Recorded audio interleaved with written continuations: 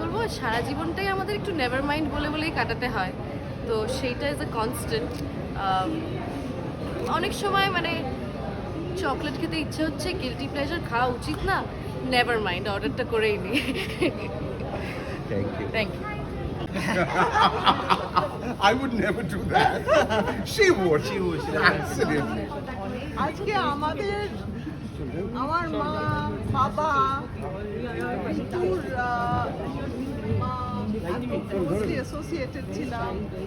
সুজয়ের মা তো মানে আমার মাসি আর কি, মানে লাভ মি, আমি জানি না মানে সুজয়কে যতটা বকেছে তার অনেক কম আমাকে। আমি বলেছিলাম আমি double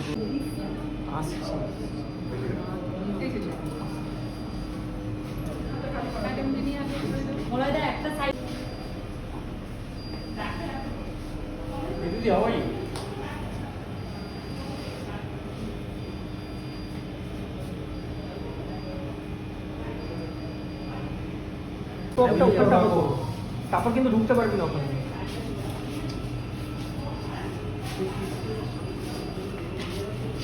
excuse me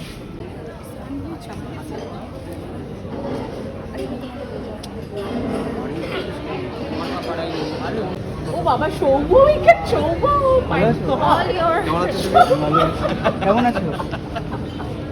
Everybody goes under your scissors. My god. সেটা প্রকাশ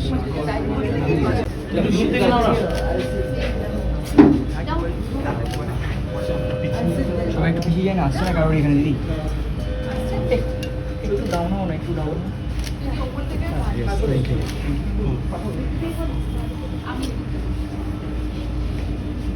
মা খুব ভালো ডিরেক্টর, মানে আমি যাদের যাদের সাথে কাজ করার সৌভাগ্য হয়েছে আমার, অমিত শর্মা থেকে শুরু করে অভিষেক দা, এবং মা ইজ সামবডি যার সাথে কাজ করে আমি অনেক কিছু শিখতে পেরেছি। এবং যেহেতু আমি এত ক্লোজলি কানেক্টেড ছিলাম এই ছবিটার বানানোর সাথে, মানে খালি অভিনয়ের দিক থেকে নয়, আমি দেখেছি যে কতটা পরিশ্রম সত্যি গেছে এই ছবিটার পেছনে। এবং আজকে আমাদের পোস্টার লঞ্চ হচ্ছে, এটা আমার কাছে সত্যি একটা স্বপ্নের মতো, মানে রিয়েলি আমি বাড়িয়ে বলছি না, আমার কাছে আজকের পোস্টার লঞ্চটা একটা স্বপ্নের মতো। আমাদের এতটা খাটনির প্রথম একটা ঝলক, আমাদের ডিজিটালি লোগোটা বেরিয়ে গেছে, অলরেডি অনেক ভিউজ হয়েছে, অনেকে আমায় বলেছে এটা খুব modern Gen Z vibe, and that is exactly what আমরা আনবার চেষ্টা করছি। কালচার এবং সেখানে যে ধরনের গান বাজনা হয় সেটাকে বেস করে তারপর বিভিন্ন ধরনের মানুষের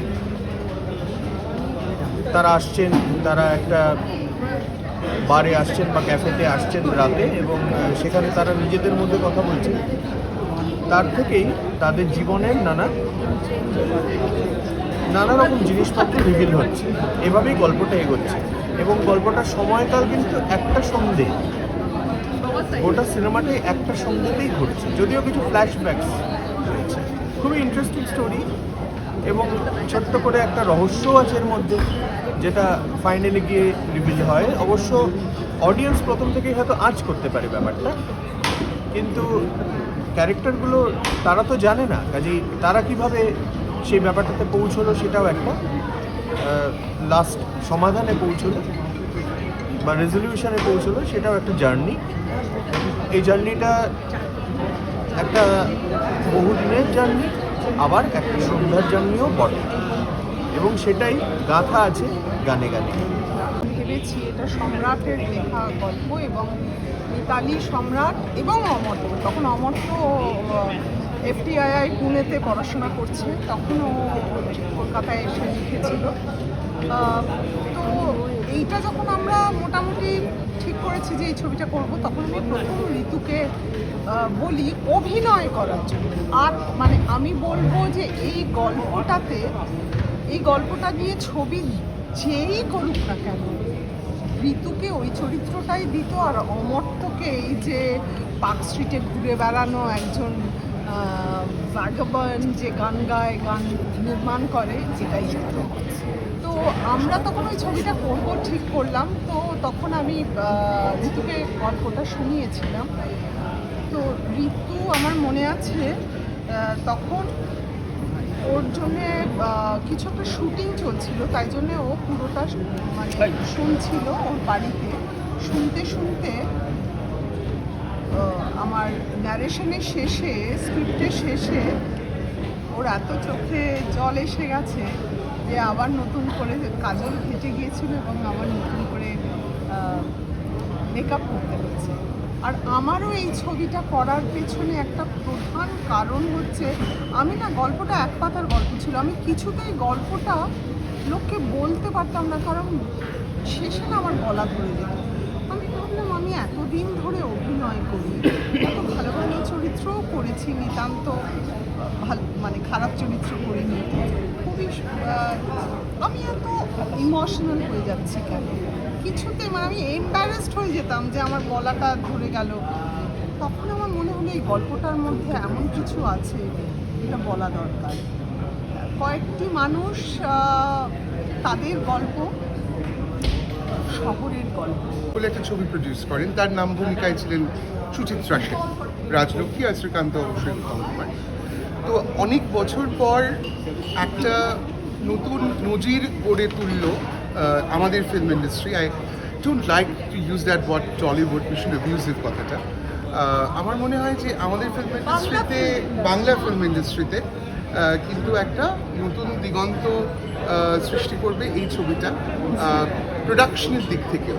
তার কারণ দুজন ভারতবর্ষের খ্যাতনামা অভিনেত্রী, একজন তো আন্তর্জাতিক, মানে দুজনেই আন্তর্জাতিক খ্যাতিপ্রাপ্ত, একজন মৃণাল সেন, অপর্ণা সেন, কার ছবি গৌতম ঘোষ, আরেকজন ঋতুপর্ণ ঘোষ, অপর্ণা সেন, বুদ্ধদেব দাশগুপ্ত, হ্যাঁ, তো আবার কমার্শিয়াল ছবির একজন সুপারস্টার। এরা দুজন একত্রিত হয়ে একটা ছবি তৈরি করলো এবং সেটা এবং দুজনেই মহিলা। সেখানে কিন্তু কোনো লেটেন্ট জেন্ডার পলিটিক্স নেই। They don't say that women are best friends always, but here is a different example altogether, where two women came together to show what emancipation is. আমরা ভালো কাজ করতে পারি, কিন্তু ছবিকে বড় জায়গায় নিয়ে যাওয়া কিন্তু আমাদের হাতে। তো আমি আমার প্রেস মিডিয়া যারা আজকে এসছে তাদের অনেক ধন্যবাদ জানাবো, বিকজ তারা সব সময় আমাদের পাশে থাকে, সাপোর্ট করে, and I'm very thankful to them. আর আমাদের মধ্যে নির্মলাও আছে। Nirmala, thank you for this, and তুমি আমাদের সবসময় সাপোর্ট করো। সাধনদা এসছে আমাদের সঙ্গে, তো সাধনদা থ্যাংক ইউ ফর কামিং, আর অ্যান্ড সবসময় সাপোর্ট করো, তোমরা আমাদের পাশে থাকো। ইনগ্রেডিয়েন্ট ছিল যেটা I think was very different, মানে যেটা আমি মনে করি যে নতুনভাবে সিনেমাকে ভাবা বা দেখা বা যত্ন করা বা একটা নতুন আঙ্গিকে সিনেমাকে প্রেজেন্ট করা আজকে জেনারেশনের কাছে, সেটাই আমার মনে never mind has given. And never মাইন্ডের মধ্যে কিছু একটা আছে যেটা নিশ্চয়ই মানুষ এসে খুঁজতে চেষ্টা করে। নেভার মাইন্ডের মধ্যে অনেক মানুষ তাদের জীবনের অনেক মানে কী বলবো খামতি, অনেকগুলো ভ্যাকিউম খুঁজে পাবে।